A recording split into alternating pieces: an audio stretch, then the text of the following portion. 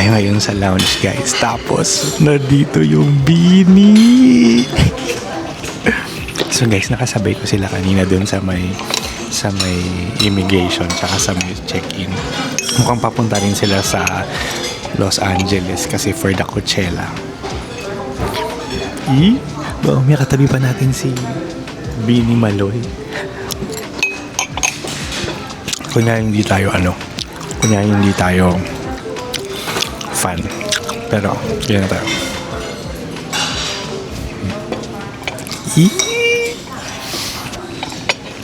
Salamin.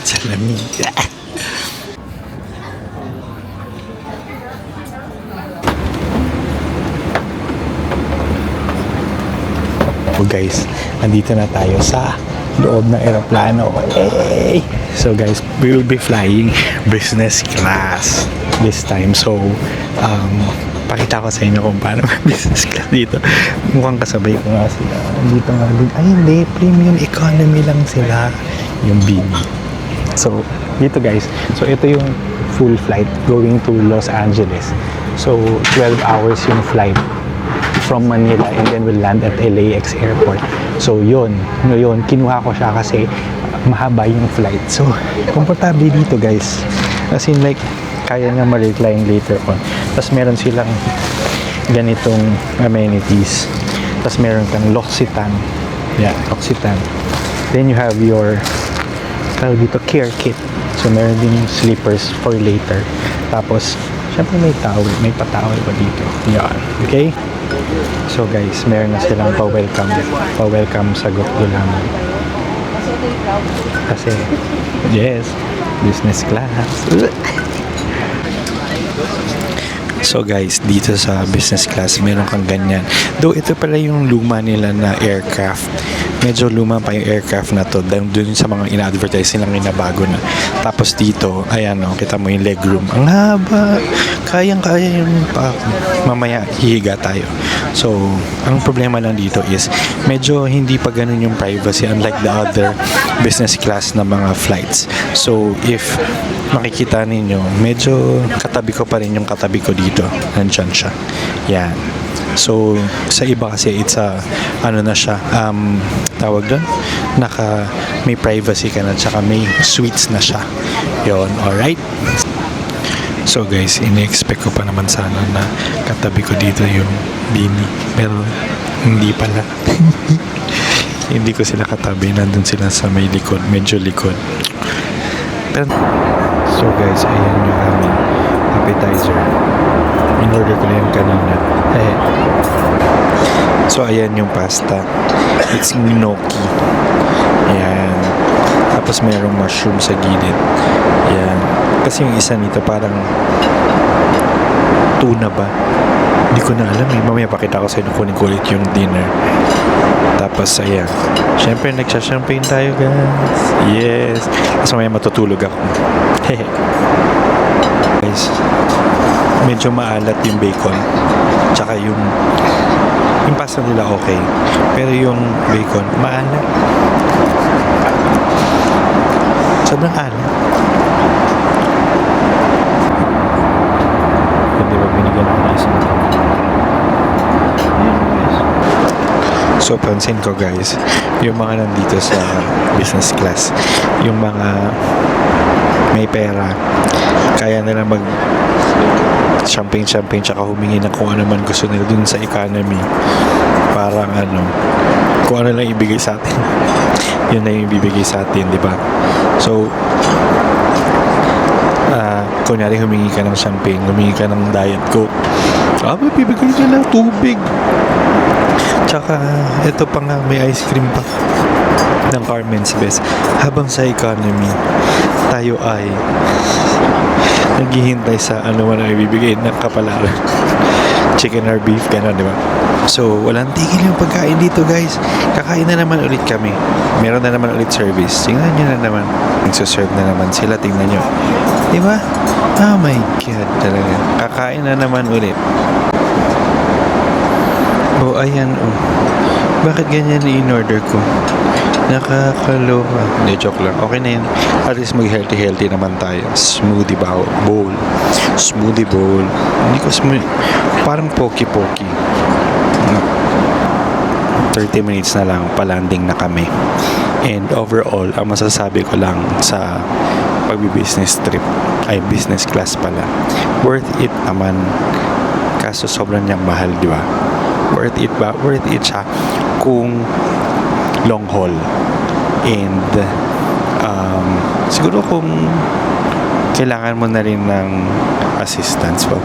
Hindi, for old people, I think mas madali for them kasi they can rest, and then also kaya nilang tumayo-tayo. Kasi pagka yung economy, di ba, madalas nakaupo lang tayo, tapos nun hindi tayo gumagalaw. So natutulog lang tayo. Sa kanila, kailangan nila talaga ng medyo gumagalaw-galaw sila. So yun, pagdating sa food, the best, kasi pag gutom ka, hingi ka lang ng pagkain. Tsaka pag inumin ganyan, unlimited siya. Sa atin dun talaga sa economy, talagang chicken or beef. So yun ang napansin ko. Tapos may comfort talaga. Yung comfort yung binabayaran mo dito sa business class. And yun, so if ever siguro kung nakapag-save kayo tapos ng long haul flight, kunyari Europe o kaya America from Manila, I would suggest na kayo business class. In fairness talaga, worth it naman siya. Tapos lalo na kung meron kang privacy.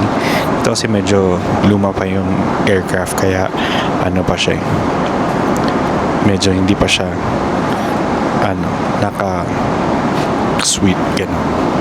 Okay, so palanding na kami, maghihilamos na ako, tsaka magtututbrush na ako. And welcome to USA. Yeah. Kaya sabi dito sa top card here for 2 ka anything.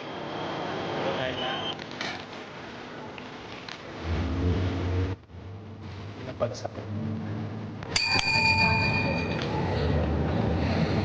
Dito na tayo, guys. Dumating na tayo sa airport. After 12 hours, we're here. Yay! Guys, hindi ako makapagpaniwala. So after 12 hours, guys, nakarating na tayo dito sa may Los Angeles Airport. And guys, ewan ko, pero parang iba yung feeling. Ewan ko, parang iba yung feeling na dito ka lang. As in like, you made it. Parang ganun yung feeling ko. Oh my God, talaga. Sorry guys, first time kong nasa US pala. Parang surreal guys yung feeling, kasi parang dati na nakikita mo lang to sa TV, tapos sa mga, alam mo yun, sa mga parang sa mga series, ganyan, tapos yung mga border control, tapos ngayon nandito na ako. Ano to? Nandito ka na talaga sa US. Parang US? Huh? Basta guys, iba yung feeling talaga. Pagbaba ko parang, nakaapak na ako sa US territory. Wala na ako sa Asia. Tingnan natin. Teka, may customs control pa. Tingnan. Welcome to Los Angeles. So guys, ang tanong na sa akin doon sa immigration is, so tinanong sa akin, why do you visit US, ganyan. Tapos yun, where do you plan to visit? Do you have may mini TikTok, mini talk lang na parang kung sino yung imimit mo dito, tapos sino yung makikitain mo. Tapos tinanong ako kung yung makakilala ko ba na yun na nandito sa US, nakita ko na in the Philippines, parang ganon. Tapos kailan mo sila huling nakita, tapos do you work in the Philippines, where do you work in the Philippines, as what, ganyan. Tapos parang medyo mabait siya, Koreano parang Koreanong Filipino, ganun. Madali lang naman, kailangan mo lang sagutin. Tapos how long are you staying in the US, ganyan. So parang lang, huwag kayo kakabahan, yan. Pero nakakatuwa kasi andito na tayo sa US. Yes. So ngayon, i-figure out natin paano tayo makakapunta sa city. Okay, punta muna tayo sa hotel. Alright, welcome. So sabi ni Kuya, kapag ka mag-Uber kayo dito kayo mag-wait ng shuttle going to the parking lot. Tapos nun, iti-take niya kayo doon sa booking area. O doon area na yun. So sakay muna tayo ng bus. So guys, ganito pa yung Uber din dito. So, di ba galing ako sa bus. Yung bus, tinay kami dito sa may pick-up point, which is LA exit. Dito kanya bibaba yung bus na yun. Tapos nandito ka mag-hail ng Uber. Okay? So, medyo mahal din kasi yung Uber ko is $50 na kagad. Anyway, sige na. Okay lang yan. $50 na siya. Pero kasi gusto ko nila yung comfort. So, anyway, that's it.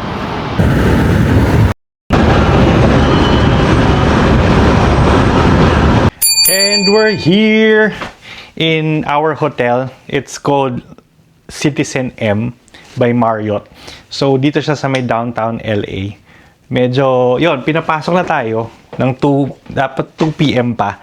Pero nga lang, meron na available room. So, binigay sa atin tong room na to. It's on the 6th floor. So, this is my room. It's 609. And, tchanan! Maliit lang siya, guys. So, pagpasok mo, ayan na kagad. Yan. Yan kanyang, kasi ito yung mirror and meron na kagad na lababo here. And then, that's my charan. And then, that's the bed. So, it's like a condominium na 20 square meters. Yan, ganyan. Tapos, welcome, Vladimir. O, di ba? So, guys, ang galing oh. May iPad ka dito. Tapos, yung iPad, kinokontrol na yung buong room. Yung kanyang TV. So, ayan, TV. Pag-press mo lang siya dito. Pag pinress mo, MTV. Lilipat siya dun. Ooh, amazing! Ayan na siya. Tapos, yung lights din yata. Even the lights, ayan, pwede mo siyang palitan. Oh, nag-iiba yung ilaw. Nag-iiba yung ilaw, guys. Diba? Blue. Oh! Ayos ah. Lights. Tapos night light. Oh, night light. Ulit. Oh, di ba? Ulit.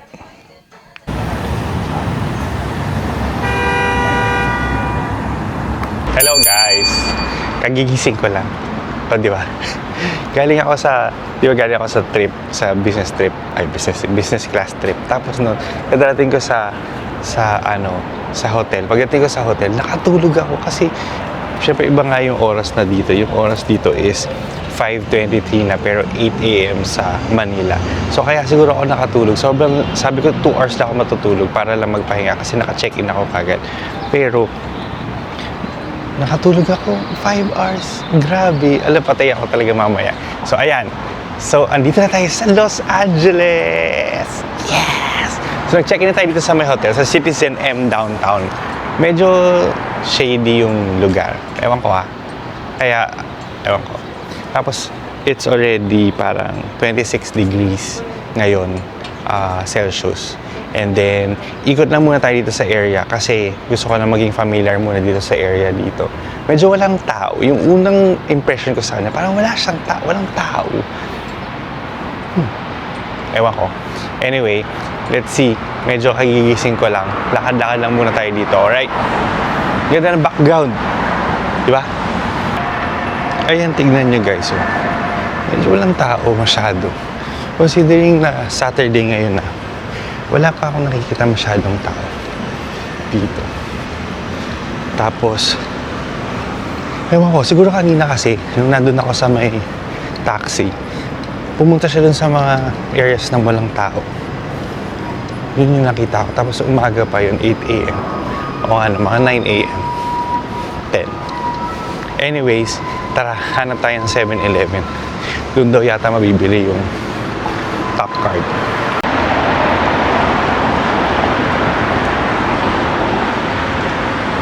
Yung temperature ngayon, 26 degrees, di ba? Medyo naka-t-shirt lang pala ako ngayon. Unique ko lang. Tapos, ang dami ko pa naman dinalang pang jacket. Pero siguro doon lang siya sa ibang trip natin. Guys, ang area ko pala dito is downtown LA. And andito tayo for 3 days. Tama ba? 3 days. Tapos lilipat tayo ng Nevada. And then New York. Tapos Toronto. So yun ang gagawin natin this trip natin sa US. Ito yung kanilang metro. Let's see kung makakabay tayo dito. Let's go. Ayan, ang sabi dito, purchase a top card here for $2 and reuse it. 1 card per rider.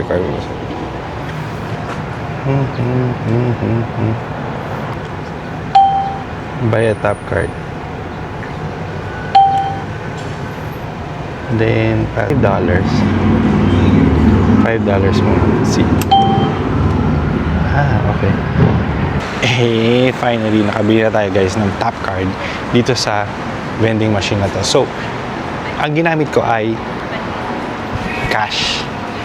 So, $5 siya. Tapos may stored value siya na $5. Tapos ng $2 yung deposit. So, ngayon, pwede mo siyang bilhin dito sa mismo mga stations. Ito yung gagamitin mo for the bus and also for the mga train. Alright. Figure out talaga para tayo pumunta ng In-N-Out Burger. Kasi nagugutom na ako. Kakain muna tayo. So, dito sa aking Google Maps para pumunta sa In-N-Out Burger from my place, from historic Broadway, metro tayo, tapos nung magbabas tayo ng 251. Okay, let's go. Try natin commute. Let's go. So itong tatap natin dyan. Oh, 175 deducted na agad. Okay, let's go.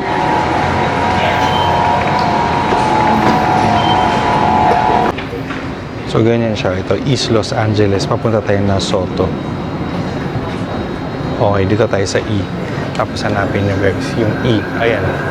E Los Angeles. Ayan na yung train. Dito tayo na East Los Angeles. Alright, let's go.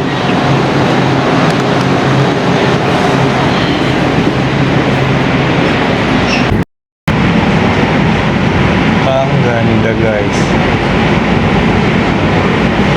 Wow.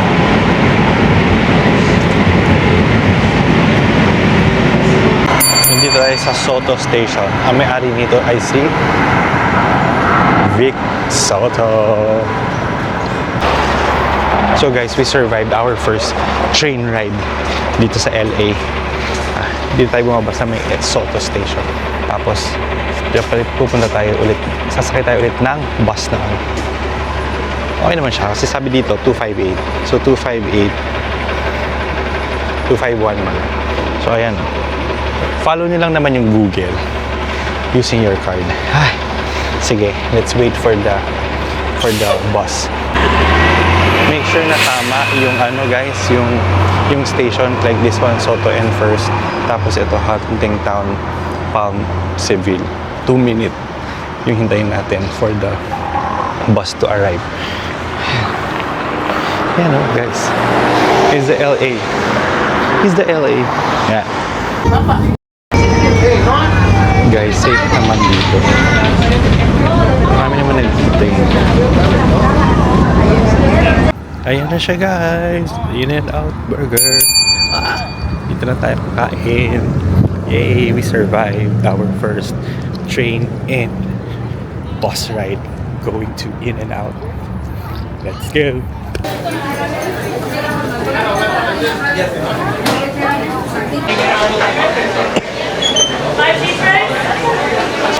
So ito guys, ang aking double-double. The double-double burger. Double patty. Tapos cheeseburger siya. Tapos may fries. Tapos drink. Ang cost nito ay $12. $11 na talaga siya. Pero mayroon siyang tax. So ayan, kakain na tayo.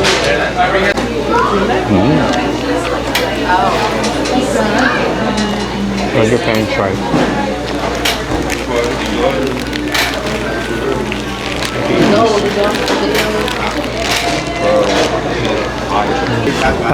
Para din siyang ordinary burger. Pero malambot. Well, para siyang BK na McDonald's. 93, 94, 95, please. Or gutom lang ako. overall masarap siya. Masarap yung burger. Tapos marami din siyang mga vegetables. Kaya okay siya. Tapos yung patty niya, hindi extraordinary. Pero masarap siya. Katatapos ko lang kumain. Okay naman siya, yung In-N-Out burger. Medyo lumalamig pa. Ano, patay tayo. Wala tayong dalang jacket. Wala kang dalang jacket ngayon. 22 degrees na siya. Ngayon pupunta tayo sa The Grove para i-check yung mga shops doon. Ha, ang lamig. Patay tayo dito. May Starbucks, pero para mamaya na ako mag-coffee. Hindi, mamaya na. Hindi na tayo mag-coffee. Ang sarap dito. Ang haba ng pila ng In-N-Out. Wala. Look, oh. Pink skies. Tapos mayroon pang punchy. Diba, ang California. Oh, diba? Ganda. Actually, na 7 o'clock na. Pero umaga pa din eh. Ganda, oh. Diba? Alam mo yun guys, para silang para kang pagka nandito ka, para kang yung mga nakikita mo sa TV shows. Tapos yung sa mga TV shows saka yung sa mga dati mo nakikita ng mga series sa US. Ganun. Malalaki yung streets.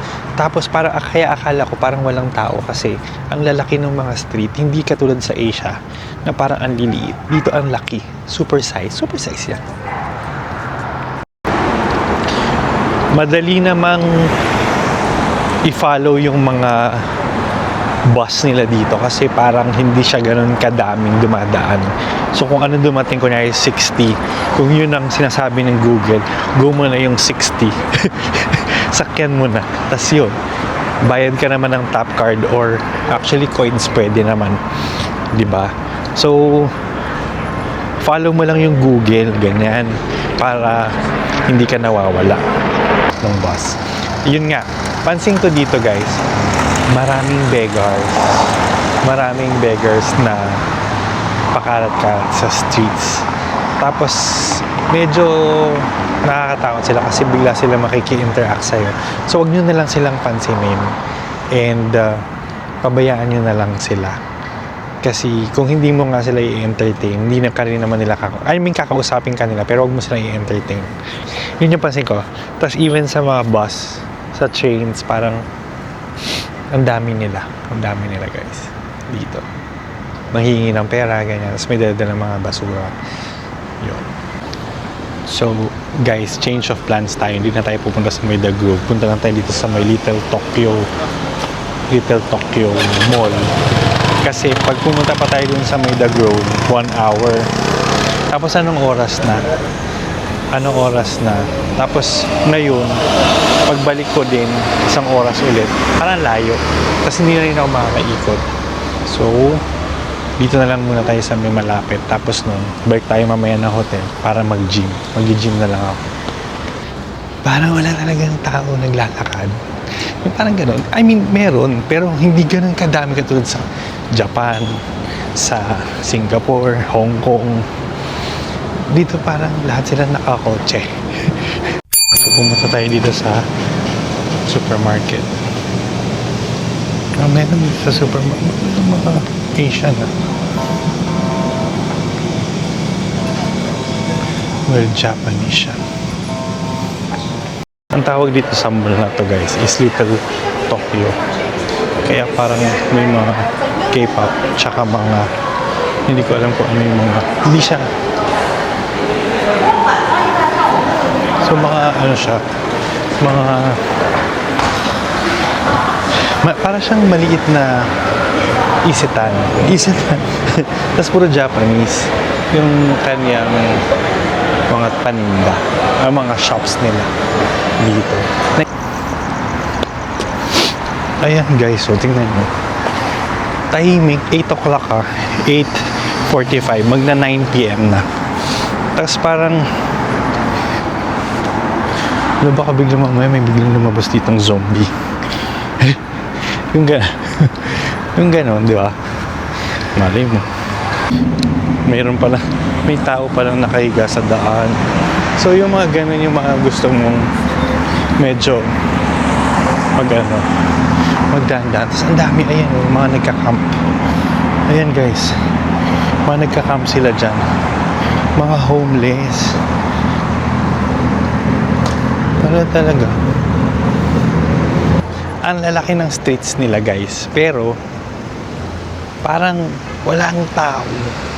Well, maraming kotse, pero yung mga taong naglalakad, wala masyado.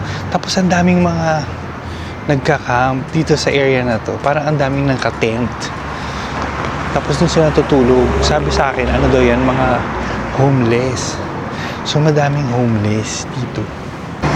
Tapos pala, since naglalakad tayo, so yung, ano ko kayo, bakit ako pumunta ng US? So, dati ko pa talaga gustong pumunta ng US. And, itong trip na to, sabi ko, sige gawin ko na this Holy Week. So, Holy Week next week, di ba? And then, wala naman akong pasok. So, magto 2 weeks ako dito sa may states, including Canada. So, I'll be visiting my friends here. So, punta muna tayo, nandito tayo ngayon sa Los Angeles. After this one, magne-Nevada tayo, tapos no New York, and then Toronto. So, bali, 17 days ako in total dito sa LA, sa America and Canada. Guys, yung lalakaran ko parang nakakatakot talaga. Ayoko na.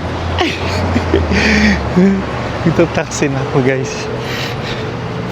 Nakakatakot. Yung nilakaran ko guys, nakakatakot. Nakakatakot kasi ako nga mga nagda-drugs yata. Wala, parang kinakabahan na ako dito sa area talaga. Pero anyway, doon lang tayo sa hotel. Tapos ano lang tayo, mag-gym na lang ako. Tsaka mag-edit na lang ako ng video. So ayan na guys yung hotel ko, Citizen M. Yan, dito siya sa block na to. Alam mo si ate, naka-bathroom. O, diba? So, dito na ako ngayon guys sa hotel. And mag-early night ako. It's still 9 o'clock. 9 o'clock PM. And bala ko muna mag-gym tsaka mag-edit ng video. So, it's our first day here. So, nag-explore na tayo dito sa may paligid ng hotel, which is the downtown LA. First initial vibe with LA. Ang laki niya. Ang laki niya. Tapos yung pansin ko ngayon, typical na mga naisip natin sa Asia na parang 1 block, 2 blocks. Dito parang 4 na block na yun sa atin, yung 1 block dito. And kaya wala masyadong tao kasi malaki yung area. I don't know, it's because nasa downtown LA tayo, walang pasok. I don't know. Medyo sarado yung iba. Tapos medyo shady yung area dito sa downtown. Anyway, so yon, tomorrow we'll meet my friend, tapos noon we'll explore yung mga tourist spots dito and yung mga college friends ko yun saka office mates ko before. Alright, so thank you for watching the vlog. I hope na enjoy nyo yung business class natin going to US and ating roam around the downtown LA. Alright, sige, thank you guys, thank you very much for watching. Stay tuned for my next vlogs kasi I'll do this quite frequently. Alright? Yung mga uploads natin. Okay, bye!